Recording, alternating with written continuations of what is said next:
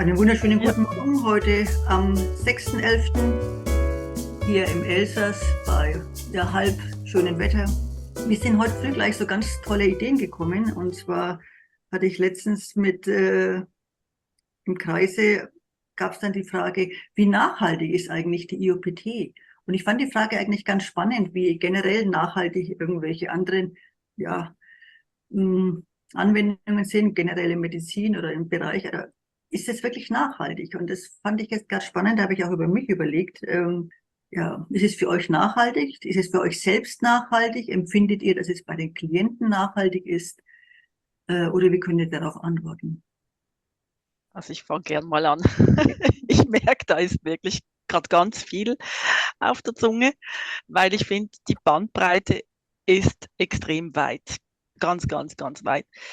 Äh, Ich fange vielleicht gerade persönlich an damit. Als ich IOPT kennengelernt habe, habe ich vorweg ja schon sehr viel mitgebracht an zum Beispiel Achtsamkeitstrainings. Also das heißt, ich war immer irgendwo mit mir selber beschäftigt. Ähm, Weiterzukommen in meinem eigenen Prozess und dann habe ich IOPT kennengelernt. Und das Spannende war dann wirklich, dass ich gemerkt habe, die Nachhaltigkeit war dann bereits schon da in den Resonanzgeberrollen. Also ich musste nicht mal eine eigene Aufstellung machen. Und ich hatte auf einmal als Resonanzgeber körperliche Beschwerden, die auf einmal verschwunden sind und wirklich nachhaltig verschwunden sind. Und auf der anderen Seite dann natürlich, als ich die eigenen Prozesse angerissen habe oder aufgerissen habe, ich nenne das, ich vergleiche das immer ein wenig wie mit einer Baustelle. Du kannst einfach drüber pflastern über das Problem oder du reißt es wieder auf und machst es fundamental neu. Und dann gibt es natürlich auch Themen, wo dann jahrelang dran sein kannst und der Prozess wirklich ganz, ganz, ganz, ganz kleine Schritte macht. Und ich persönlich finde es auch immer wieder spannend, auch innerhalb von der Kundschaft zu beobachten, was geht schnell, was ist manchmal mit einer Arbeit wirklich getan, was ist vielleicht in 10 Arbeiten auf einmal gelöst und was ist vielleicht eben innerhalb von 2 oder 3 Jahren immer noch nicht gelöst. Und ja, also ich glaube einfach fest dran, dass keine Arbeit umsonst ist. Es ist so ein wenig, wir hatten es glaube ich schon mal davon, wie ein Puzzle in einem riesen, in unserem Lebenswerk-Puzzle, also unsere Biografie, die wir da mit diesen Puzzeln da wieder zusammenstückeln und uns klarer vor Augen führen. Und dann denke ich mir, hat man eine Arbeit, sie führt vielleicht nicht gerade direkt an das Ziel, wo man vielleicht wollte. Vielleicht gibt es einfach nur mal im ersten Moment einen kognitiven Zusammenhang und es passiert irgendwo im System noch nichts.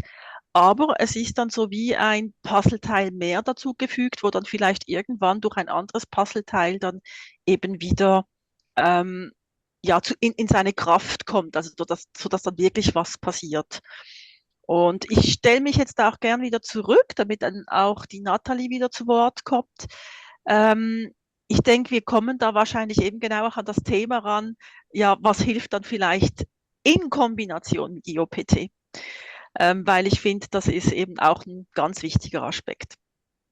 Ich bleibe mal noch ganz kurz bei dir und gehe nachher zu Nadine, weil ich habe jetzt dann trotzdem noch Fragen, nicht nur ich, vielleicht auch diejenigen, die Mhm. zuhören.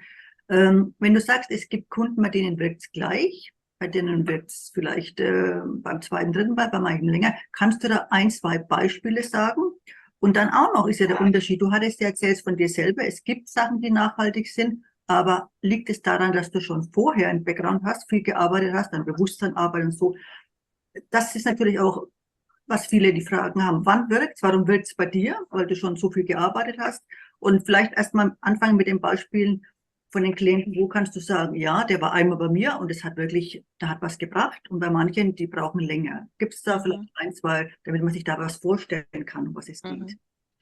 Mhm. Also zum Beispiel, ja, ein Beispiel jemand, der kam und der hatte wirklich, der hat mitgelitten mit seinem Kleinkind, weil das Kleinkind ständig immer Operationen unterzogen war. Und das ist ja schrecklich. Also wenn du Eltern bist und du leidest mit, weil dein Kind ein körperliches Problem hat und muss da irgendwo immer wieder zum Doktor und muss OPs vollziehen. Und da ist natürlich eine innere Rastlosigkeit, also da passiert ja viel. Und diese Person hat dann innerhalb von einer Arbeit einfach extrem viel Ruhe bekommen, wo ich selber eigentlich auch überrascht war, dass das auf einmal so schnell ging. Ne? Und das ist für mich auch immer wieder spannend. Also auch Arbeiten, wo du denkst als Begleitung, hey, das muss jetzt eingeschlagen haben. Und dann merkst du, kam jetzt beim Klienten noch gar nicht so tief an, wie ich es empfunden habe. Und umgekehrt eben auch, wo du denkst, na ja, es war jetzt mal spannend, ne? Aber beim Klienten gerade extrem viel, was passiert ist. Also das heißt, es gibt kein Muster, es gibt keine Regel. Jede Person ist anders, bringt enorm viel mit und es ist ganz schwer zu greifen, was genau bei jedem funktioniert. Also jeder Mensch ist individuell einzeln anzusehen. Also man kann es nicht so ins Pauschale schmeißen. Also ich habe es einfach so erlebt, Mhm. aber vielleicht gibt es ein Muster, das ich noch nicht erkannt habe. Aber Okay, es ist für mhm. mich jedes Mal eine Überraschung. Alles klar, Dankeschön. Mhm. Nathalie, was hast du zum Thema Nachhaltigkeit an Erfahrungen mitzubringen? Oder kannst du da auch ein bisschen was sagen in der Richtung? Also ich Ist habe für dich ja, die IBD nachhaltig? ja, Ja. kann ich zu 100%ig unterstützen. Und zwar die Definition nachhaltig über Jahre, würde ich jetzt mal sagen. Und auch weit im Feld. Also nicht nur für dich, sondern auch die, mit denen du unmittelbar zusammenlebst, ob das jetzt ein Partner ist, Partnerin oder Kinder sind oder halt auch im weiteren familiären Umfeld und dann halt auch Freundschaften. Ja, also das ist wirklich wie einen kleinen Kieselstein, den du ins Wasser wirfst und du hast diesen Ripple-Effekt. Und das ist, und geht durch Körper, Geist und Seele durch. Bei dir selber und wie gesagt, bei den anderen dann hat auch noch Auswirkungen. Definitiv. Also das Absolut. ist sehr schön beschrieben, diesen Weil wir Stein. so tief arbeiten. Das ist der Mhm. Grund. Aufgrund der Tiefe dieser Arbeit berührt sie dich ja, fast schon in jeder, oder nicht in jeder, aber in deinen Zellen. Mhm. Und das ist unbeschreiblich. Also das Bild mit dem Stein, das man ins Wasser schmeißt und es kommt so eine Welle, das ist sehr schön beschrieben. Das heißt, du hast das an dir selbst bemerkt und auch an deinen Klienten. Ja, also ich habe es, also vom Stadium, bei mir ging es ja erstmal, ich habe es ja angefangen aufgrund meiner Kinder, habe es dadurch bei mir sofort gemerkt gehabt. Ich habe das sofort ich habe zuerst mit Gruppensitzungen damals angefangen und ich weiß noch, die ersten Male, als ich in Resonanz war, das war wie so, boah, wow, was geht nicht hier ab? Das ist ja genial. Und ich weiß noch, als Kind hatte ich mal den Wunsch, Schauspielerin zu werden und dachte mir, nee, die rauchen ja alle in den Filmen. Also Schauspieler wirst du nicht, weil damals halt in den 50er und 60er Jahren die Filme, da haben sie ja gequalmt wie Schlot, ja. Dachte ich mir, schau mal her, jetzt hast du den Wunsch in die Anführungszeichen erfüllt, weil in diese Rollen, in diese Resonanzen reinzugehen und dann zu fühlen, stellvertretend für jemand anderen, also das war für mich also absolut mindblowing. Vor allem, weil ich sehr schnell, sehr tief gefühlt habe. Also da bin ich, also gibt ja ein paar Naturbegabungen, sage ich mal, die brauchen nicht viel Anlauf und müssen nicht vorher viel meditiert haben und sowas. Die sind sofort drinnen in den Resonanzen. Und ich habe halt dadurch unglaublich viel Gefühle anderer, Gefühle in mir und auch Wissen mitgenommen. Also ein absolutes Wissen, was du halt nirgendwo, wir haben vorher von Lernen gesprochen, als wir noch nicht auf die Aufnahme gedrückt haben, aber was du halt überhaupt nicht lernen kannst. Es kann dir kein Buch transformieren, transkribieren, rüberbringen. Es sei, so gut kann der Redner gar nicht sein, wie das, was du in dir fühlst. Und das klingt halt zum Thema auch nachhaltig, das klingt halt Tage, Wochen, Monate und teilweise sogar Jahre noch nach. Und das ist auch der Grund, warum ich bei der Methode geblieben bin und auch so lange schon dabei bin. Und dann natürlich auch die nachhaltige Wirkung bei meinen Kindern gesehen habe.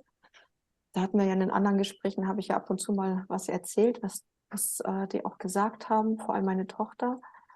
Und bei den Klienten ist das wirklich, das hat Margret so schön beschrieben, ja. Manche Sachen gehen total schnell Da denkst du, oh Gott, da müsstest du eigentlich arbeiten, weil es echt ein schweres körperliches Thema ist und dann plups, plups, plups. Auf einmal hat sich das entrollt. Das ist aber nur bei den Leuten, die vorher schon anders viel gearbeitet haben. Also ansonsten funktioniert das nicht so plups, plups, plups, ja. Die haben meistens schon ganz viele andere Methoden gehabt, wo das dann auf einmal, weil halt ein tieferer Knoten jetzt endlich gelöst werden kann, dann kommt. Aber es gibt auch Themen, das sage ich ja, ich glaube, das habe ich auch schon öfters erwähnt bei mir, wenn ich mit Träumen arbeite, wenn Leuten, die Albträume haben, geht auch innerhalb von die meisten eine Sitzung, die meisten 2 oder 3 Sitzungen sind zum Beispiel die Albträume weg. Das heißt nicht, dass das drunterliegende Problem gelöst ist. Das möchte ich auch dazu sagen. Aber es ist halt, das ist dein Innerstes klopft an deine Tür über die Träume. Und sobald du diese Tür aufmachst, dann kann sich der Körper mal ein bisschen entspannen und dann kommen auch nicht mehr die Albträume in der Nacht. Wie gesagt, du musst trotzdem weiterarbeiten, weil sonst fängt der Kreislauf irgendwann mal wieder von vorne an, ja. Und das ist auch das, was manche Leute haben, die dann vielleicht dieses Instant on, wow, jetzt funktioniert etwas, oh, das ist ja super, und dann höre ich auf, weil dann brauche ich es ja nicht mehr. Ja, dann brauche ich ja nicht mehr mit der Methode weiterarbeiten. Ein halbes Jahr, dreiviertel Jahr später holt sie es dann wieder ein, weil sie halt so zufrieden sind mit einer kurzfristigen Lösung, aber viele Themen einfach wirklich Monate und auch viele Themen Jahre brauchen. Ja, und gerade die schwer zu knackenden, und nehmen wir mal zum Beispiel das Thema Sexualität. Also wenn ich über Jahrzehnte noch nie Sexualität erlebt habe, ja, also noch nie mit jemandem Sex hatte, dann kann ich das nicht in einer Arbeit lösen. Das ist überhaupt gar nicht möglich. Also da ist ein Mindset, der noch dazu gehört, das Körperreaktion und die Traumata. Da müsstest du eigentlich auf so vielen Ebenen arbeiten und das braucht einfach Zeit. Das Und musst du jetzt ein bisschen näher erklären, dieses Thema. es gibt einige, die hatten noch nie in ihrem Leben Sex. Die Und sind was vielleicht über ja, 30 Jahre, über 40 Jahre alt und hatten noch nie Sex gehabt und kommen dann und würden gern, ja, was würden Sie gern? Sex haben, einen Okay. Partner haben, mit Mhm. dem erstmal einen Partner finden. Manche haben einen Partner und sind vielleicht in der Beziehung drin und hatten noch keinen Sex, ja. Und manche, die sind in keiner Beziehung drin, aber hatten noch nie Sex gehabt vorher. Und das zum Beispiel ist ein Thema, das braucht sehr viel Geduld, weil du dich halt, Da geht es darum, einen Partner zu finden, mit dem man, ja, oder, das ist ja das Schwierige in dem Alter. Wie willst, also du hast ja noch nie Sex gehabt, weil du ja auch kaum Partnerschaften hattest. mhm. Diejenigen, die noch nie Sexualität hatten, die hatten ja kaum Partnerschaften, wenn sie überhaupt mal jemanden hatten. Oder dann liegt es vielleicht in der Jugendzeit zurück. Dann hatten die vielleicht mal einen Freund oder eine Freundin und dann 20, 30 Jahre lang niemanden. Da sehe ich jetzt aber ganz viele Fragezeichen noch in mir und auch hinter den Leuten, die zuhören. Wie willst du das Thema in der IOPT dann angreifen? Also ich möchte Sex oder wie soll ich mir das vorstellen? Ja, ich greife es ja nicht an, sondern es ist ja Nein, aber derjenige, genau, der wie willst du kommt, es der lösen? formuliert Genau. ja dann seine Anliegen. Mhm. Und manchmal geht es gar nicht. Manchmal klingt das als nur ein Mhm. Seitenstrang-Thema an. Also viele Mhm. kommen oder die meisten kommen eigentlich wegen einem anderen Thema. Und dann Okay. stellt sich aber heraus, wow, das ist ja ein Mhm. Riesenelefant hier im Raum drinnen. Und dann ist es ja, du weißt es ja von der Theorie her, du hast Trauma der Identität, Trauma der Liebe und dann kommt erst das Trauma der Sexualität. Und Mhm. keinen Sex zu haben, ist immer ein Trauma der Sexualität oder auch keinen Sex mehr zu wollen. Mhm. Wo du sagst, ich hatte jetzt 10 Jahre lang Sex, ich bin in meinen 20ern, sage ich jetzt mal, ja, und jetzt karte ich das total ab, ist für mich total vergessen, das Thema. Und da hast du immer mit dem Trauma der Sexualität zu tun, in die eine oder andere Variante. Und dann während der Arbeit, wie gesagt, ich habe noch nie jemanden so lange begleitet, dass ich dazu eine Aussage geben könnte, weil dann müsste jemand bei mir schon mindestens, ja, 4, 5, 6 Mhm. Jahre sein. Und das habe ich noch nicht. Dafür bin ich noch nicht lang genug im Geschäft, ja, dass ich dazu eine Antwort geben könnte. Aber das ist ein ganz, ganz, ganz schwieriges Thema. Und braucht halt auch viel Mut und viel Wollen, sich auch dem zu öffnen. Und ja, genau. Also ich kannte zum Beispiel wirklich jemanden, die so viele, so schlechte Erfahrungen gemacht hat, dass die dann gesagt hat, irgendwann mal, ich will keinen Sex mehr haben, obwohl sie in der Ehe war. Ich will einfach nicht mehr. Ich habe das Vertrauen total verloren und wenn dann der Partner ein Ding tut, eins, was dich wieder so tief berührt, so tief verletzt, und die hat vehement gesagt, ich will keinen Sex mehr haben. Und dafür war sie ehrlich gesagt noch viel zu jung, ja.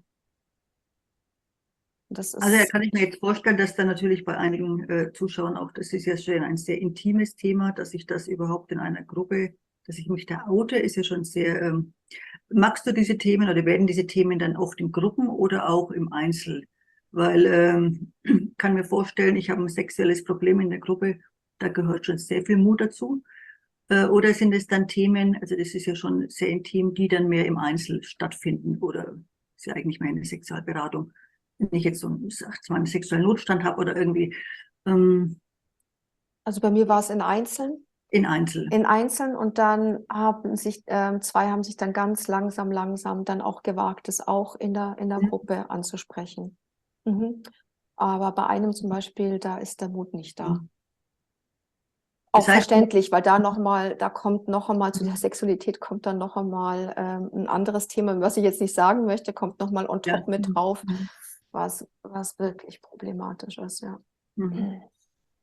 Aber es ist dann sicherlich eine feste, geschlossene Gruppe mit diesen Themen, weil ich kann mir vorstellen, das ist ja schon sehr viel, da gehört ja sehr viel Mut dazu, sich da zu outen. Oder Mhm. wie läuft es bei dir in den Gruppen ab bei solchen Themen? Ist es eine Gruppe, die fest ist oder wie machst du das dann? Je nachdem, ein Teil ist fest, Teil variiert. Ja, Mhm. aber es ist vor allem klein. Also wir reden nicht Mhm. jetzt über eine Gruppe von 30, 40 Leuten, ja, Mhm. sondern es ist eher eine kleine Gruppe.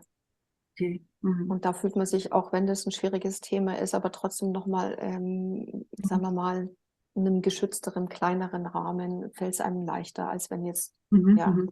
Auf Massen jeden an Fall, Leuten dastehen ja. würde. Ja, sehr, sehr spannend, dass du da auch solche Themen da so angreifst. Hast du das auch, Margit, bei dir in diese Richtung? Finde ich ja gerade, ich denke, das ist ein Thema, das sicherlich viele interessiert, ähm, zum Thema Ähm, Sexualität, oder ist es nicht so der Bereich, der also konkret meinst du, ob ich diese Themen auch habe oder ob nicht, ich die ähnlichen Erfahrungen habe? ja, dass Klienten auch mit solchen Themen kommen, also sehr Ja, direkte Themen. ja, Mhm. auf jeden Fall. Mhm. Auf jeden Fall. Und also ich sage es ja mal so, es ist auch ein eigenes Thema von mir. Also spannenderweise habe ich ja irgendwann mal festgestellt, ähm, ich lebe eigentlich eine Rolle in der Sexualität, die eigentlich gar nicht meine eigene ist. Also das hat auch mit meiner eigenen Erfahrung zu tun und habe dann gemerkt, hey, nee, also ich will ja nicht irgendetwas reinszenieren in der Sexualität, das gar nicht meine Sexualität ist. Und dann habe ich gemerkt, da möchte ich gerne auf den Grund gehen. Und dann habe ich gemerkt, hey, dann läuft jetzt einfach gerade mal momentan überhaupt nichts. Also es ist einfach eine Totalflaute, weil dann so wie eine Umstellung passiert, ja, aber wenn ich mich vorher mit dieser Art der Sexualität identifiziert habe, ja, was ist dann jetzt eigentlich wirklich meine eigene Sexualität? Und da merke ich, das ist ein ja, eine Riesenreise, da wirklich ranzukommen, wobei für mich selber das dann vielleicht nicht mal unbedingt dann so schwierig ist, aber da hast du ja noch den Partner. Und der Partner, der hat ja dann seine eigene sexuelle Geschichte also im Rucksack, ne? Und dann müsste es ja dann theoretisch wieder kompatibel sein. Und wenn du dich dann vorher eben kennengelernt hast und auf einmal schraubst du an der Sexualitätsschraube, bei dir verändert sich was, du kannst dich nicht mehr auf derselben Ebene der Sexualität treffen. Und dann ist natürlich toll, wenn du einen Partner hast, der natürlich dann auch irgendwo Persönlichkeitsentwicklung zu seinem Thema macht im Leben. Bestenfalls auch noch IOPT macht und das dann einfach das zusammen angucken kannst. Das ist natürlich dann das Nonplusultra, weil dann eben dann auf jeden Fall klar ist, ey, wenn wir jetzt da stolpern über dieses Thema, dann hat es ja was mit unserer Vergangenheit zu tun und auch mit der Entscheidung, hey, ich will wirklich mein eigenes Leben, meine eigene Sexualität leben und nicht mehr fremdgesteuert. Ja, wessen Und Sexualität hast du dann ausgelebt? bitte, Wessen Sexualität hast du denn ausgelebt, wenn es nicht deine eigene war? die Sexualisierung. Mhm. Also wenn du als Kind in diese Rolle da reinkommst, als Objekt, Mhm. ähm, zu fungieren, sage ich jetzt mal, dann gibt es verschiedene Möglichkeiten, eben auch dieses Erlebnis dann auch auszuleben. Und ich habe mich jetzt dort als, ich sage jetzt mal, junge Erwachsene dann irgendwann mal so dafür entschieden, die Sexualität als Machtinstrument zu benutzen, um Mhm. zu kontrollieren. Und das gab, ich sage jetzt mal, einen Vorteil, dass ich mit der Sexualität null Probleme hatte, weil ich habe da einfach funktioniert. Und irgendwann habe ich dann mal realisiert, hey, Moment mal, für wen mache ich das eigentlich? Oder für was mache ich das überhaupt? Und ist es wirklich das, was ich will? Weil wenn du in der Sexualität ja dann kontrollieren willst, dann ist es ja, dann ist was krank, ne? Na, das ist spannend, ja. Ja, ja, Wie mache ich das eigentlich, ne? mhm, Mhm. genau. Ja, das ist echt spannend. Ja, weil bei mir war es eher so, ich wusste ja nicht jahrelang nicht, dass ich ja Gewalt erlebt habe im sexuellen Bereich. Also das dümpelte ja nur irgendwo im Untergrund und ich hatte Orgasmusschwierigkeiten ganz stark gehabt und habe das aktiv bin ich einfach angegangen und habe mir vorgenommen, so, jetzt schaust du dir das Thema mal an. Aber erst nachdem ich mich von meinem damaligen Mann getrennt hatte, dachte ich mir, so, jetzt ist die Zeit reif und jetzt guckst du dir das an. Und dann habe ich mehrere Sachen festgestellt. Das erste war, es hilft nichts, wenn ich mit jemandem zusammen bin, den ich intellektuell mag, aber den ich körperlich einfach nicht mag. Ja, also das klingt zwar nach einer winzigen Erkenntnis, war aber ganz groß, weil als dann nämlich körperlich ich die Männer mochte, flutschte das auch automatisch mit dem Orgasmus wunderbar. Also, und da habe ich zum Beispiel einfach einen absoluten Denkfehler gehabt. Es ist wie, es natürlich passiert natürlich, wenn du sexuell traumatisiert bist, dann tust du ja auch deinen Körper abschalten, ja. Und diese Verbindung ging ruckzuck auf einmal zusammen und keiner war überraschter als ich selber. Um dann auch noch festzustellen, trotz der sexuellen Traumatisierung und weil ich das, sage ich mal, so gut weggepackt habe in eine Blackbox, habe ich dann festgestellt, hallo die Waldfee, du magst Natalie, du magst Sex total gerne. Und zwar richtig, richtig gerne. Und dann hatte ich das andere Problem, dass ich das lieber mochte als die, mit denen ich dann zusammen war. Also ich hatte so viel Spaß dran, wo ich mir dachte, sag mal, warum ist denn das hier so langweilig? Kann da nicht mal ein bisschen, können wir da nicht hier mal einfach mehr auch gefühlsmäßig tiefer gehen? Und da habe ich dann festgestellt, oh hoppla, als bei mir diese ganzen Schranken weggefallen sind und ich einfach gesagt habe, ich habe mir, wie wenn ich mir innerlich die Erlaubnis erteilt hätte, nein, du darfst Freude dran haben, was auch immer dir passiert ist. Aber das hat in Anführungszeichen nichts mit dir zu tun. Du darfst trotzdem Freude haben und es gehört zu deinem Leben. Und das will ich einfach auch, ja. Und dann war das Thema eben, dass ich hätte gerne tiefer und tiefer und tiefer gehen wollen. Einfach in der Verbindung, ja. Ich möchte es nicht sagen Sexualität und Spiritualität, aber so eine ganz, ganz tiefe Verbindung ist das, was ich mir dann zum Beispiel gewünscht hätte. Und da habe ich oft gemerkt, oh, das sind andere gar nicht bereit. Das ist ein bisschen wie in der IOPT, wo du tiefer gehst in dich. Und so hätte ich mir das auch mehr gewünscht. Und da habe ich gemerkt, okay, da findest du eigentlich so gut wie niemanden, ja, der ähnlich mit dir in so eine Tiefe reingehen möchte. Von daher, also zum Thema Sexualität, glaube ich, gibt es extrem viele Ebenen. Ja, aber dann frage Aber ich mal, funktioniert es dann bei dir auch ohne Liebe oder gehört Liebe dazu, um einen ne, guten Sex und ich Orgasmus zu bin haben? Frau, ich brauche Liebe. Du bist Frau, du brauchst Liebe, heißt es dann, dass der Mann keine Liebe braucht? Oder, also ich würde schon sagen, ja. Ist Ja, das für dich, mh, definitiv. Es gibt halt so viele, sage ich mal, gesellschaftliche Vorstellungen, die drüber kommen. Und ich weiß natürlich auch nicht, wie es für einen Mann ist, wenn halt Testosteron auch noch einkickt, ja. ja Das gut, dann kann ist ich es, jetzt nicht beurteilen, weil dann ist viele es Männer dann ja, sagen, bei mir geht's auch ohne. Darum sage ich das. Aber ja bei klar. mir, nee, weil es einfach, ist für mich einfach ein schönes Sicherheitsgefühl. Ja. Mhm. Ja, es gibt jetzt Sex, normalen Sex, es gibt aber auch Sex mit Liebe, beim Mann genauso. Also ich finde da schon einen Unterschied. Also Sex mit Liebe ist das Nonplusultra von dem Ganzen, auch beim Mann. Was ja für viele ist Sex eigentlich Sex, aber die Liebe spielt ja bei vielen gar keine Rolle mehr.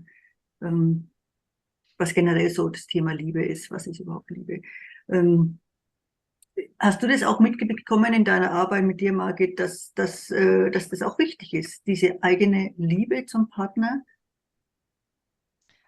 Das ist gerade so für mich schwierig. Eigene Na, Liebe zum nicht Partner. eigentlich. Moment, eigentlich, das Wort ist falsch. Da Mhm. müsste ich immer so ein Fünfer, ich habe da so eine Kasse, eigentlich dafür.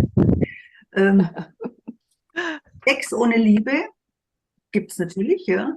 Ist es für dich enorm wichtig und merkst du auch die Liebe, dass die noch eine Ausschlagekraft hat, dass es deine eigene Liebe zum Partner ist, dass die noch viel, viel mehr ausmacht. Und wenn du dann merkst, der Partner liebt dich auch und dann ist der Sex natürlich noch schöner, als wenn man nur Sex hat. Mhm. Je älter das man wird, denke ich, also ich denke jetzt auch von mir, dann kommt es irgendwie, wird es viel klarer. Als Mhm. man jünger ist eigentlich, ja, ich weiß es nicht, ich kann es nicht sagen. Mhm. Ja, also Spannendes Thema, ich denke, da können wir dran bleiben. das Spannende finde ich ja mal grundsätzlich, wenn du Menschen fragst, ob sie sich selber lieben, dann gibt es auf der einen Seite Menschen, die ganz klar sagen, ich habe ein Problem damit. Und da Ja, gibt es Menschen, die sagen, ja, das ist kein Problem, ich liebe mich, ja. Und dann vielleicht noch eine Gruppe, die sagt, ich bin auf dem Weg dazu. Aber spannenderweise ist es so, dass die meisten ja eigentlich dann, die denken, dass sie sich lieben, ja eben ja, dass es oft eine Floskel ist.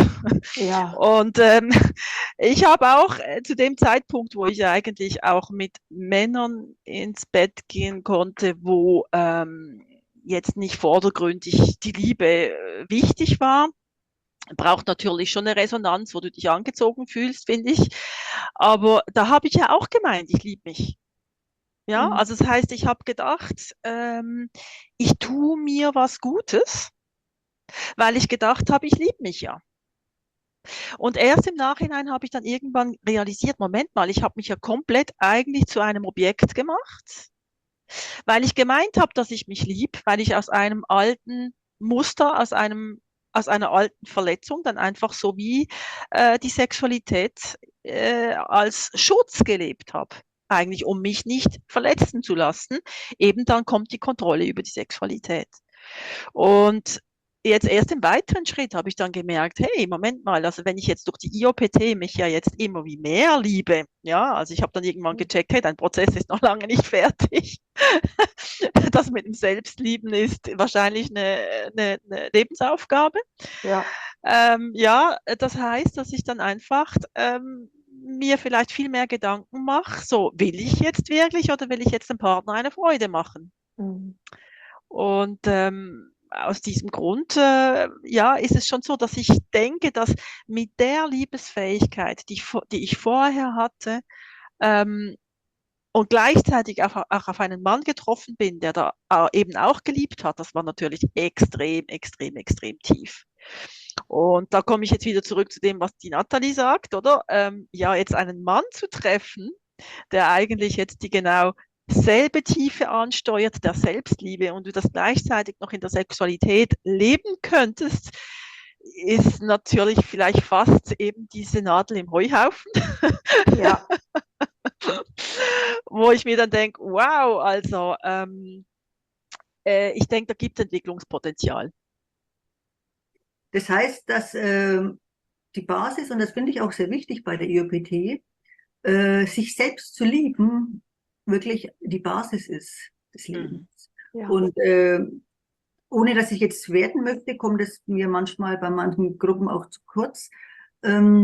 Ich finde es enorm wichtig, dass wenn die Frage kommt, ja, liebst du dich? Wieso liebe ich mich? Ja, das ist ganz klar, dass die Frage für viele ja schon sehr space ist oder étrange. Was soll die Frage, dass die sich gar nicht gestellt haben, warum ich liebe die anderen, wieso soll ich mich lieben? Ich bin ich. Also das ist für viele ganz neu, die Frage überhaupt, liebe ich mich? Und ich finde es ganz spannend, dass das in der IOPT wirklich so klar auch mal rauskommt und dass es, je nachdem, wer diese Gruppen leitet, dass der Fokus auf das eigene Ich, was das überhaupt ist, ja, und sich selbst zu lieben, manchmal oft auch zu kurz kommt. Und ich finde es sehr wichtig, sich selbst zu lieben als Basis und dann kann ich erst weitergehen. Wie ist es bei euch? Ist das auch so ein Fokus, weil ich das wirklich ein ganz spannendes Thema finde? Und das ist bei der IOPT wirklich ein großes Plus, was ich merke, aber eben je nachdem, wer es leitet, ja, also dass diese Fokus auf das eigene Ich, sich selbst zu lieben, ist es für euch wichtig? Macht ihr das auch in den Gruppen? Ich, Vielleicht ich mache ich mal finde gerade die Resonanz zeigt dir ja auch, es beginnt ja erstmal mit deinem eigenen Kontakt zu deinem Ich oder den anderen, mir, meine, sind ja auch, gehören ja auch zu, sage ich mal, zu einem größeren Ich-Bereich. Mhm. Und da siehst du ja, wie sehr liebe ich mich. Oder, weil das heißt ja, bin ich mit mir in Kontakt? Kann ich mir in die Augen schauen? Wie siehst du das, dass die Leute es ein bisschen verstehen? Wie meinst du das? Kannst du das mal kurz schildern in einem Beispiel? Das ist, wenn Wie du, sehe ich, dass ich mich liebe? also für mich ist das, wenn du dein Anliegen hast und du hast deine maximal 3 Worte und eins davon zum Beispiel wäre das Ich, wenn du das gewählt hast. Mhm. Ist ja nicht immer der Fall, aber wenn du Okay. das gewählt hast, oder du hast einen kleineren Anteil von dir, der einen ganz anderen Namen haben kann. Das heißt, du hast 3 Worte und jedes Wort ist ein Resonanzgeber. Ich Ist ein fange für Leute, die Resonanzgeber, das erste Mal hier einschalten, ja. genau. Und dann stellt Mhm. sich vielleicht raus, 2 von den 3 sind Anteile von dir selber. Mhm. Nehmen wir mal an. So, ein Anteil ist vielleicht 2 Jahre alt, Mhm. andere Anteil ist vielleicht 23, sagen wir mal, ja. Also diese 3 Worte sind Teile von einem selbst, ne? So ist es. Ja, nee, sagen wir mal 3 Worte, Mhm. aber eins davon ist nicht dein Anteil. Mag dann Okay. vielleicht, weiß nicht, Vater, Mutter, Hund, Katze, Mhm. Maus sein, aber 2 sind deine. Darum Mhm. nehmen wir mal jetzt mal nur die 2. Und eins Mhm. davon ist sehr, sehr klein und eins davon ist größer. Also die Anteile können auch unterschiedlichen Alters haben. Mhm. Richtig. Genau. Mhm. Haben meistens unterschiedliche Mhm. Altersstufen und Mhm. nicht immer die Altersstufen, die du selber hast. Okay. Jetzt bin Mhm. ich 53, aber nehmen wir mal an, ein Anteil von mir wäre 2 Jahre alt, den ich da sehe, und der andere 21. Mhm. So. Es haben zum Beispiel welche das Problem, also sehen zum Beispiel die 21-Jährige, aber ein Riesenproblem mit dem kleinen Anteil. Mhm. Und der kleine Anteil, klar, was ist man denn mit 2 Jahren? Da kann ich nicht sagen, du, Mama kommt aber später und jetzt heul mal ein bisschen weniger und jetzt nimm das nicht so schwer, sondern du weißt das selber, wenn du ein 2-jähriges Mädchen oder Jungen vor dir hast, das ist nur Emotionen. Das ist nur Körper, nur Gefühl und ohne Filter. So.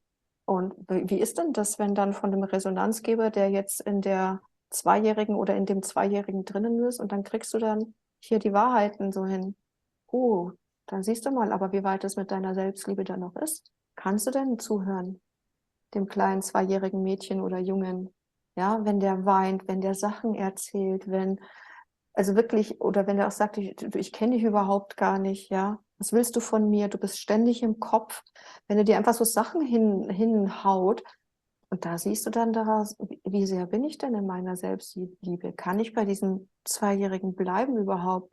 Zuhören, das aushalten körperlich, was da an Worte da so zu mir kommt, ja? Oder kann ich auch das Weinen vielleicht gar nicht aushalten, wenn dann Resonanzgeber weint, total zusammenbricht? Kann ich das überhaupt aushalten?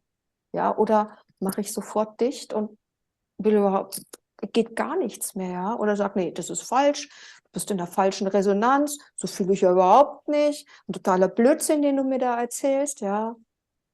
Und da siehst du dann, aha, also richtig praktisch, nicht aus so einer spirituellen Metaebene, ich liebe euch alle, Kumbaya, das Leben ist ein Ponyhof, sondern ganz konkret und in your face, wie man so schön sagt auf Englisch.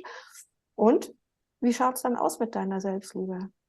Ja, oder auch bei dem Älteren zum Beispiel, da mag vielleicht das ein bisschen leichter sein, aber der Resonanzgeber, der in der älteren Position ist, mit 21 Jahren, du mit 21 Jahren, da hast ja dann auch, da kannst dich dann auch anders ausdrücken. Wie ist denn das dann, wenn der dir dann sagt, du, Schnucki, das finde ich scheiße an dir, das mag ich überhaupt nicht, da sehe ich dich nicht und da kommt dann hier so eine Klopapierrolle runter. Na, viel Spaß mit der Selbstliebe. Wie steht's denn dann da? Auch da wieder. Halte ich das aus? Kann ich mir das anhören? Oder, oder drifte ich dann weg? Oder gehe in die Dissoziation, weil das einfach total zu viel für mich ist. Und darum finde ich das immer so interessant, wenn jemand kommt, den ich vielleicht auch ein bisschen schon kenne und der oder diejenige, die vielleicht sehr spirituell unterwegs ist und ich mir denke, ach, die sind ja total in der Selbstliebe, die Person, gell? Also weil das schaut so aus, so im Außen, ja, die Person ist echt in der Selbstliebe. Und dann kommt die vielleicht mal, macht vielleicht mal eine Arbeit oder sowas und dann stellt sich in der Resonanz raus, ah ja, holla die Waldfee.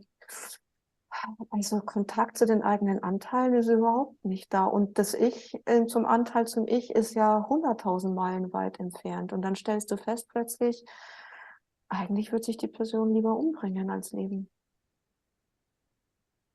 Und das ist zum Thema dann, und das mag ich an der IOPT, weil es halt all die Filter wegnimmt. Zu dem, was ich denke, was ich sein müsste oder das, was ich denke, schon erreicht habe und dann zu sehen, okay, wenn ich mal nackt dastehe und wirklich ausgezogen wirklich nackig dastehe, ja, wie schaut es dann wirklich aus?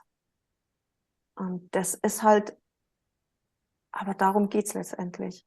Weil die Fassaden und das Rüberschminken und das Theaterspielen, ja, das machen wir ja seit Jahrtausenden. Ich glaube, da kennen wir uns mittlerweile echt aus. Und jeder von uns auch. Jeder von uns hat seine eigenen Mechanismen, ja. Aber das andere, ich glaube nicht, dass wir das kennen. Ich würde noch gerne einen Aspekt beleuchten für Menschen, die EOPT nicht kennen, oder? Und was heißt es dann, wenn ich mich jetzt nicht selbst liebe und meine vielleicht, dass ich mich liebe? Es ist oft so eine Frage, ne? Ja, was soll ich dann an mir noch verbessern? Oder ich bin ja okay mit mir. Und wieso soll ich das überhaupt tun? Und ich bringe dann eben gern den Vergleich mit den Stimmen. Also das heißt, wenn ja du den inneren Antreiber hast, ne, ich soll, oder du hast einen inneren Kritiker, der irgendwie findet, ja, ist das jetzt richtig, was ich jetzt da mache? Kann ich das überhaupt? Darf ich das überhaupt? Was denken die anderen Leute über mich? Und das Spannende ist ja, dass diese Stimmen ja alle kennen. Also diese Diskussionen, die da drin stattfinden. Ich sage dem immer so das Teufelchen oder das Engelchen, ohne das wirklich wertend zu meinen, aber im Sinn von der Symbolik, dass das Teufelchen dann eigentlich sowas wie das schwarze Schaf in uns ist. Also dass es dann so eine Stimme gibt, die mögen wir überhaupt nicht in uns. Ja. Und dann kannst du sagen, genau, dort stolperst du eigentlich über deine Selbstliebe, weil du denkst, diese Stimme, die hält dich von irgendwas ab. Und dort wird dann eben IOPT interessant, eben dann einfach zu beleuchten, ja, wessen Stimme ist es eigentlich dann wirklich ursprünglich? Und das heißt natürlich, wenn ich jetzt rein über den Kopf gehe, ist es natürlich nicht so einfach zu sagen, na, jetzt fang mal an, diese Stimme auch zu lieben, die dich jetzt kritisiert. Ist nämlich gar nicht so einfach. Oder mach mal eine Affirmation. Genau, Ich genau, liebe genau. mich jeden Tag 10-mal. Genau, also das ist zum Beispiel so was, wo ich finde, das zeigt sich ganz, ganz toll, eben wie stark liebe ich mich. Das heißt, eben wie wie komme ich mit diesen Stimmen klar? Und da kann man sagen, okay, gut, es gibt verschiedene Varianten, Arbeitsmethoden und IOPT ist eine davon. Und das andere, was ich eben auch schon entdeckt habe, ist, wo ich denke, das hat jetzt für mich auch überhaupt nichts mit Selbstliebe zu tun, aber der Mensch selber empfindet so, sind dann so Menschen, die dann irgendwie irgend so ein Produkt ausprobieren, das irgendwie gerade auf dem Markt ist und das zum Beispiel deine Energien erhöht. Ja? Es Zum nimmt dir Beispiel, irgendwas weg. Ja? zum Beispiel, was meinst du? Du, da gibt's Sprays, Ach so, in der Richtung. Mhm. ja, da gibt's irgendwie und so weiter. Ne? Also ich möchte jetzt wirklich nicht ein Produkt diffamieren und ich finde auch immer, dass es wahnsinnig schwierig ist, zu entscheiden, tue ich jetzt etwas einfach, um mir Erleichterung zu schaffen, um gleichzeitig aber auch mir so was wie eine Krücke aufzubauen, um dann wenigstens mein Thema anzugucken. Oder mache ich das einfach, weil ich einfach etwas weghaben will? Und es interessiert mich nicht, was es ist. Ich will es einfach nicht sehen, ich will es weghaben. Und das ist für mich so der Unterschied. Also nicht, dass ich jetzt per se gegen ein Produkt bin, wo dich jetzt irgendwie in bessere Power bringt, in eine bessere Konzentration bringt, sondern die Frage ist eigentlich mehr, okay, wenn ich doch das habe, was mich da immer wieder scheinbar runterzieht, ja, was ist es dann, was sich da meldet, ja? Und interessanterweise finde ich dann eben gerade so in Kreisen, wo du vorher gesagt hast, Nathalie, ne, wo du dann denkst, ja, die Person kommt dann sowas von selbstliebend daher und mit Gott und der Welt irgendwo in Einklang. Und dann merkst du genau, dieses Detail ist es dann, wo ich denke, ja, aber okay, du möchtest eigentlich eine bessere Version von dir. Ist das dann Selbstliebe, wenn du eine bessere Version von dir willst, indem du einfach was nicht haben willst? Dass wir eine bessere Version von uns haben wollen, das kann ich total verstehen. Aber ich denke mir, der Weg ist nicht, dass ich was weghaben will, sondern dass ich es integrieren kann. Und dann ist es doch, dann finde ich das Riesenkunststück, die große Kunst. Und das ist das, was bei IOPT dann eben auch manchmal nicht so einfach ist, aber deshalb so nachhaltig ist. Weil wenn du eben auch diesen Teil lieben lernst, der jetzt da rumwütet und dir einfach mal die Zunge zeigt, wo du denkst, wow, ich war das und damals hat mich keiner gesehen und ich finde mich auf einmal schnuckig, ja, in meiner Wut, in meinem Trotz, weil es ja ein kleiner Anteil ist und der ist ja nicht mein Feind, der ist jetzt immer noch mein Feind geblieben, weil ich ihn nie als das gesehen habe, was er war. Dann findet wirklich nachhaltige Selbstliebe statt. Ja. Also ich merke, oder ich habe es ja gesehen, oder ich habe es ja selbst bei dir mitbekommen, Margit, als ich bei dir war, diese Begegnung mit dem eigenen Ich finde ich auch als sehr wertvoll. Und da wollte ich dich fragen, du gibst ja auch Weiterbildungen zum Thema IOPT in Basel.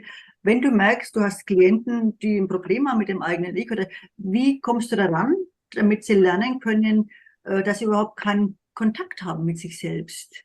Aber wie kannst du ihnen mit einer Empathie beibringen, dass sie eigentlich gar keine richtige Empathie zu sich selber haben? Mhm. Welches Handwerkzeug gibst du ihnen damit? Also oft fängt schon an mit dem Augenkontakt. Also dass dann irgendwie der Klient oder die Klientin dann dem Ich gegenüber sitzt oder ein Teil von sich selber und eigentlich gar nicht richtig in die Augen schaut und dann irgendwo was redet und dann ist der Blick weg und dann fängt es wieder an. Ne? Dann ist der Kopf da und dann erzählt man einfach. Dann wird erzählt, dann ist man weg vom Gefühl. Mach mal Stopp, sagst du es ihnen dann? Sagst du Ja. dann ihnen, guck mal, du kannst dich gar nicht anschauen. Ich möchte das mal ganz kurz im Detail, wie Ja. das dann funktioniert. Also du bist dann schon dabei und erklärst es ihnen oder sagst ihnen, guck mal, du kannst das nicht anschauen. Wenn du das Also mal genau ich beschreibst. fordere dann einfach mal auf, ja, und sag mal, hey, verändert sich bei dir was, wenn du jetzt einfach mal deinem Anteil in die Augen schaust? Mhm. Verändert sich was? Oder ist es dann schwierig, also dass ich auch wirklich das aussprich, was es zu sein scheint? Und das ist oft eine Das Erleichterung, heißt, wenn Moment dann, nochmal, dass der Augenkontakt oft schon sehr schwer ist und das ist dann auch schon ein Zeichen, ich kann mich nicht mal selbst anschauen. ja, richtig, ja, Das ist ja. so. Mhm. Das ist so eine uralt Information, ne? Hat mich dann meine Mama angeguckt, hat mich mein Papa angeguckt. Mhm. Wer hat mich überhaupt angeguckt? Mhm. Oder ist Gucken gefährlich? Ja, ist Mhm. Kontakt aufnehmen gefährlich? Oder gucke ich die gar nicht an, so zum Beispiel. Ja, also Ja, das ist immer der genau. erste Schritt. Mhm. Ja, weil ja da schon was dahinter steckt, ne? Mhm. Weil ja eigentlich übers Gucken ja dann Kontakt entsteht. Und Das das heißt, ist der mal, Augenkontakt ist sehr, sehr wichtig. mhm, Mhm. ja, Und du kriegst es mit als sozusagen Leiter, du siehst genau, dass ja, dass man das mal ein bisschen im Detail erklärt. Das ist für dich ganz wichtig als ja eben Begleiter zu sehen, guckt er sich überhaupt an, dass du bekommst es mit und du gibst dem Klienten erstmal, der ist ja ganz neu, ich gucke den an, ich krieg das gar nicht mit, also für den ist es ja neu, warum soll ich den anschauen, für viele. mhm. Also das ist so, dass du das jedes Mal erklärst, damit es bei ihm ankommt, ja. Nein, erklären finde ich immer so Mhm. wahnsinnig, das katapultiert einem dann wieder Okay. weg. Ich gucke Ja. einfach, was möglich ist. Mhm. Also das heißt, meistens ist es ja dann für eine Person grundsätzlich schwierig zu schauen. Also das Mhm. heißt, du kannst ja im Prinzip nur einen Impuls geben, hey, schau mal, wie du überhaupt schaust. Schau mal, wie du die Menschen Mhm. anguckst. Mhm. Entweder zeigt sich in einer Arbeit, weshalb es nicht möglich war, ja, Mhm. oder ist, oder es zeigt sich in einer Arbeit eben noch nicht. Aber Okay. es ist eine Aufforderung, einfach mal zu schauen, passiert in diesem Prozess was, wenn ich sage, hey, was passiert, wenn du jetzt dein Gegenüber anschaust? Und dann Okay. kann es sein, ja, ich habe Mühe, ja, oder es trifft mich, es tut mir weh und dann merkst du, okay, die Person guckt weg, weil es weh tut, ne? Mhm. Oder die Person hat noch gar nie daran gedacht, dass man das Gegenüber angucken könnte. Und da arbeite ich dann einfach mit dem, was möglich ist. Und gucken ist aber nur ein Teil davon. Aber das Gegenüber ist dann sein Ich. Also es Ja, ist sein Gegenüber, ist es an sich selber und warum kann jemand dann so Schwierigkeiten haben, sich selbst anzuschauen? also eben wie gesagt, vielleicht war das eben einfach auch mit einer schlechten Erfahrung gekoppelt. Mhm. Also, dass man dann so wie als Kind gar keine Bedürfnisse haben durfte und logischerweise, du meldest ja die Bedürfnisse eigentlich meistens durch Kontaktaufnahme an und dann war Kontaktaufnahme war dann gefährlich, weil dann vielleicht sich die Mutter oder der Vater überfordert fühlten. Ja? Oder eben jetzt vielleicht gerade in der Neuzeit, ne, mit den Handys, dass dann einfach der Ja. Kontakt gar nicht mehr stattfindet, der Augenkontakt zwischen den Eltern und dem Baby, weil einfach die Eltern auch traumatisiert sind. Und dann ist es so, wie wenn du einfach nicht gesehen wirst. Und hey, es gibt eigentlich, und darum gefällt mir der Avatar so schön, ich sehe dich. Ne? Der Satz, ich sehe dich, der löst so viel aus. Weil eigentlich ist es ja das Grundbedürfnis des Menschen überhaupt, gesehen zu werden. Ich werde gesehen. Wenn ich irgendwie in eine Gruppe komme und es beachtet mich kein Schwein, ja, dann ist es ja eigentlich, da habe ich konstant Stress in Gruppen. Also das heißt, ich möchte gesehen werden. Und wenn man ja verliebt ist zum Beispiel, dann ist es ja auch das Schönste, was es gibt, wenn man sich einfach so verliebt in die Augen gucken kann, dass die ganze Welt davon schmilzt. Und eigentlich wäre das ja eigentlich die erste Information zwischen Mama und Baby, dass einfach das Baby so angeguckt wird, wie wenn die ganze Welt einfach davon schmilzt. Ne? Und dann fühlst du dich sicher, fühlst dich geborgen, fühlst dich geliebt und verbunden. Dann mal ein Hinweis an die Mütter mit Handys und Babys, also dass es enorm wichtig ist, dass den Babys in den Augen zu schauen und nicht aufs Ja, Handy. Ja? Dass dieser Augenkontakt die erste Bindung ist, dass das enorm, enorm wichtig ist und dass es Schäden oder Folgen hat, wenn das nicht passiert, wenn man ja, das Handy vorzieht. ja. Also Und ich habe nur, es selbst erlebt in meinen Aufstellungen, dass ich ja, nicht angeschaut wurde. Das hat wirklich ausweitende Folgen, kann sogar auch Grund sein, dass man kurz und weitsichtig ist. Also, ja, Mhm. genau. Obwohl da hat man, Ja, das weiß ich aus Erfahrung, hat man immer was Schlimmes gesehen. mhm, ja, genau, unter anderem auch, ja. mhm. Eben eine schlechte Erfahrung. Ne? Aber das Dumme ist dann eben, ne, dass du es ja nicht auf Knopfdruck sagen kannst. Du kannst ja nicht einer Mutter sagen, ja, jetzt guck dein Baby mehr an. Ja, mhm, mhm. Weil das, oder da kommen wir genau wieder in diesen IOPT-Prozess rein. Wenn ich jetzt gucke, und das wäre dann eben die andere Seite, ne, von Verbindung mit dem Ich. Die einen können es eben mit den Augen nicht, aber es gibt auch Menschen, die gucken das Gegenüber an und sind trotzdem gefühlsmäßig vollkommen einfach abgeschnitten. Ja, genau. Mhm. Und da sind wir dann beim Thema. Ne?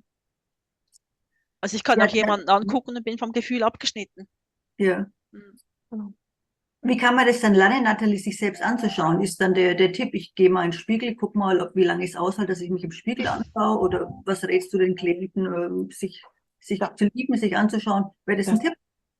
das ist EOPT. EOPT ist Mhm. Training. Das ist Mhm. wie Fahrradfahren lernen. Das ist Mhm. Training, Training, Training, Training. Mhm. Hinfallen, aufstehen, weitermachen. Mhm. Mhm. Weiter, immer wieder. Und das ist ein Prozess. Ich kann ja nicht das, was ich 20, 30, 40, 50 Jahre lang nicht gemacht habe, auf einmal wieder mit Knopfdruck ändern. Mhm. Es ist jede Arbeit ist Training. Und dann gehst du raus ins Leben und da probierst du es dann aber richtig aus, weil nur im Training zu sein hilft dir auch nichts, wenn du niemals Fußballmatch dann irgendwie spielst, ja. Du musst Ja, das ja. Training ja umsetzen irgendwann mal. Mhm. Und da ist es dann ganz wichtig, das dann auch wirklich auch aktiv zu wollen und zu üben. Ja, wie ist denn das mit Interaktion mit anderen?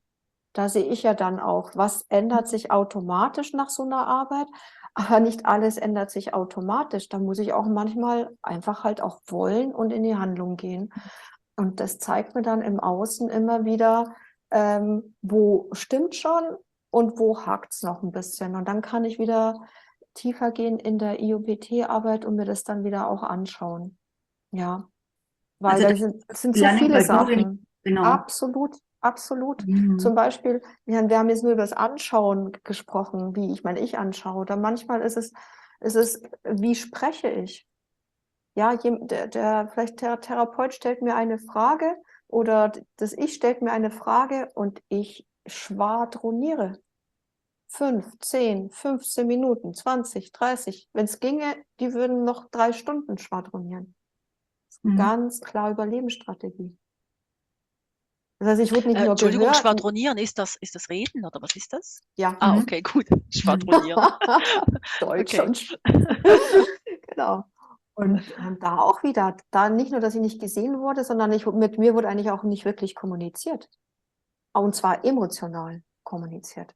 Also muss ich ständig hier Wortkonstrukte von mir geben, um mich eigentlich selber reden zu hören und das Gefühl zu haben, da ist noch jemand da. Weil da war kein Gegenüber da. Oder Körperkontakt ist das Nächste.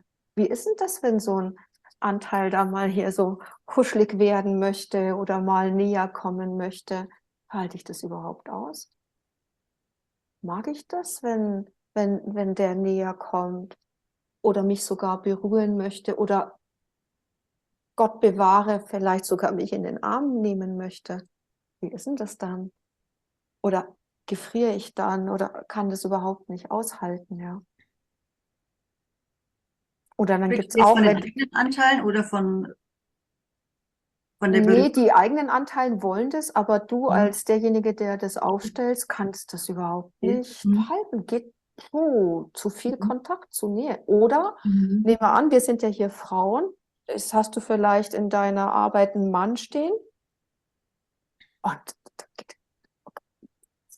geht gar nicht. Ja, und jetzt nehmen wir mal an, er repräsentiert einen netten Anteil, jetzt nicht eine Täterstruktur oder sowas, sondern einfach jemanden Nettes, der da drinnen ist, ja. Und du kannst nicht näher rangehen, weil das andere Geschlecht ist und das macht dir eine riesen Angst. Und da siehst du immer wieder, wo stehe ich wirklich? Wie schaut es wirklich in mir aus, ja? Aber es ist gerade interessant, was du da ansprichst, weil das Thema Berührung und Körperberührung heißt ja, das Trauma geht nicht ohne das, ist ja bei IOPT, ohne jetzt auch wieder Werten, je nachdem, was macht, gar nicht so angebracht. Wie ist es dann bei euch mit Körperberührung? Wie bekommt ihr das? Weil das ist ja eigentlich was ein bisschen fehlt. Nehmt ihr das mit auf, dass man sich gegenseitig anlangen, berühren darf? Oder ähm, ich finde, es ist ein Loch, das ein bisschen fehlt. Für mich ist Körperberührung auch sehr wichtig zum Thema Traumaarbeit. Margit, ist das bei dir irgendwo in der Weiterbildung, ist das ein Thema, ein Modul, das du mitnimmst? Oder wie machst du das mit Anlangen, Berühren? Ja, also Anlagen berühren sich selber oder eben dann halt andere. Ja, das ist ja dann der Unterschied. Also ich denke mir immer, in einer IOPT-Arbeit ist so viel Körperberührung angesagt oder vielleicht im Raum stehend, wie es eben dann der Biografie entspricht. Also das heißt, Mhm. wenn ich jetzt als Baby nie angefasst wurde, ich hatte einen mangelnden Körperkontakt, dann wird sich dann irgendwann mal dieser Teil zeigen und sagt, hey, mir tut das so gut, einfach gehalten zu werden. Und dann kann man dann üben in diesem Kreis, ne, dass man merkt, hey, wie habe ich es dann eigentlich mit dem Körperkontakt? Bin ich da eher etwas verklemmt oder mache ich das standardmäßig und habe aber gar kein Gefühl? Das gibt es ja auch wieder. Ne? Ich Mhm. umarme einfach, aber ich empfinde nichts. Es ist einfach so, dass es ein Trend ist. Oder mache ich das wirklich achtsam? Und diese Achtsamkeit ist ja dann eigentlich etwas, was sich dann natürlicherweise in der Arbeit dann entwickeln kann oder auch, wo es dann Platz hat dafür. Ja, wie machst du das? Erklär mal das. Ich mache das behutsam, ich berühre mich. Wie soll ich mir das vorstellen? Also das stellst du so vor, dass es nicht ich bin, die dann irgendwie sagt, hey, jetzt geh mal und umarm dich, ja, Mhm. und schon gar nicht als Begleitung. Also ich würde Okay. auch nicht als Begleitung jetzt nicht einfach da den armen Klienten trösten. Es Das wäre gibt ja zwar Klienten, die übergriffig, hätten es genau. wahrscheinlich schon gern, ja, das habe ich auch Mhm. schon erlebt. Sondern du lässt ihn dann halt je nachdem in dem Schmerz und dann mal schauen, wo er jetzt eigentlich bei sich selber andocken kann. Aber wie mache ich das? Also ich meine, wenn jetzt irgendein Teil da ist, der sagt, ja, ich fühle mich kalt, ne, und mir fehlt irgendwie Körperwärme. Manchmal ist es so, dass der Teil das gar nicht zum Ausdruck bringt, weil er noch so klein ist. Ne?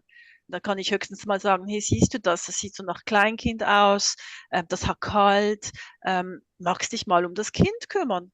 Ne? Und Mhm. dann ist es meistens so wie ausgeblendet. Oh, ja, natürlich, dem geht's gerade schlecht. Ne?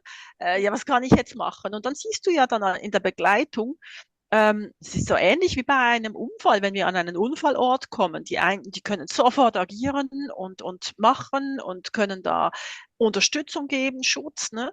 Aber wenn es dann um uns geht, je nachdem, sind wir da auch völlig blockiert. Ja, das ist ein gut Und erklärtes Beispiel mit dem Unfall, ja, dass jeder ja, anders reagiert. Mhm. genau. Und diese Reaktion, ne, die zeigt sich dann eben auch, wenn es um einem selber geht. Mhm. Also bin ich da auf einmal blockiert oder und dann kannst du dann eben als Begleitung dann einfach weiterhelfen und sagen, du, wie fühlt sich das jetzt für dich an, dich jetzt genau um diesen Teil zu kümmern, der jetzt da eben jetzt warm hat oder Körperwärme braucht. Da gibt's dann gern dann mal halt so das systematische Handeln, agieren. Okay, ich knall jetzt da mal eine Decke drüber und ja, und ich berühre dich jetzt auch, ne? Aber eigentlich, ja, suche ich ja dann wieder was anderes, wo ich dann sage, ne, wie ist es dann jetzt für das Kleinkind, diese Berührung? Fühlt sich das echt an? Fühlt sich das jetzt wirklich fürsorglich an? Und dann findet dann eben diese Interaktion statt zwischen dem Klienten und dem eben dem Teil, der eigentlich noch bedürftig ist in sich selber. Und dann kann Das man heißt, damit, du fragst auch das bedürftige Teil, ist es okay, passt es für dich, wenn die Decke drauf ist, oder wie ist es für dich? Ist es für dich zu übergriffig, passt das? Also wenn diese Interaktion nicht von selbst stattfindet, du fragst auf jeden Fall. Und damit man auch weiß, ja, ist es okay, ist es angebracht oder möchtest du mehr? es kommt auch immer auf die Resonanzgeber drauf an, gell? Ja. Also ich meine, je selbstständiger die Resonanzgeber da miteinander interagieren, desto weniger habe ich zu sagen. Ja, jetzt angenommen, es ist jemand neu, dass man mal versteht, Ja, wie das ja. funktioniert. Also Ja gut, liegt aber ein Achtung, es gibt auch miteinander? neue, ne? Es gibt auch neue, die können super gut Resonanz Okay. geben und da brauchst Mhm. gar nichts zu tun und sagen gerade, Mhm. das kommt gar nicht an, dass deine Berührung Mhm. brauche ich doch gar nicht, ne? Okay. Genau. Und dann handeln die das unter sich aus. Mhm. Aber ich bin wirklich ein Freund oder eine Freundin davon, von wirklich Raum zu lassen in dem Prozess. Und wenn gar nichts kommt, ja, dann leite ich einfach an. Ich Mhm. lade mal ein, mal hinzufühlen, ja, fühlt sich diese Berührung echt an? Mhm.